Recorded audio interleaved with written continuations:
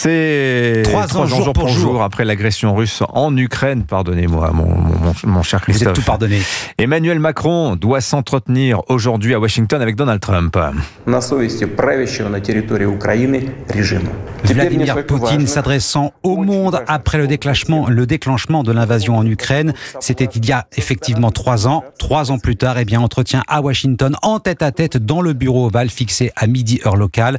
Déjeuner puis conférence de presse commune à 21h ce soir. Le président français compte bien faire des propositions à Donald Trump, briser le pas de deux entre Américains et Russes, faire entendre la voix de l'Europe. Le défi est immense pour le chef de l'État, Caroline Baudry. Emmanuel Macron est attendu sur la forme après avoir expliqué sur les réseaux sociaux jeudi les propos qu'il tiendra face à Donald Trump.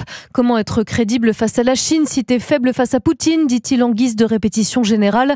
Un style risqué selon Patrick Martin-Genier, enseignant à Sciences Po, spécialiste des questions internationales. Il ne me semble pas assez familier avec Donald Trump, même si Emmanuel Macron semble tutoyer tout le monde. Une confrontation verbale pour le mettre face à ses contradictions ne me semble pas dans les usages ni diplomatique ni politique. Le président français a intérêt à se montrer positif, dit-il, pour échanger sur le fond. En disant qu'est-ce que peut apporter l'Europe? Que veut le président des États-Unis? C'est le même président qui a dit que Macron, en réalité, il n'avait strictement rien fait pour mettre un terme à la guerre. Je ne sais pas si on peut en attendre grand-chose de nature à faire changer de stratégie le président américain. L'Europe et la France sont encore loin de la table des négociations, selon lui, même s'il note des divergences dans l'administration Trump.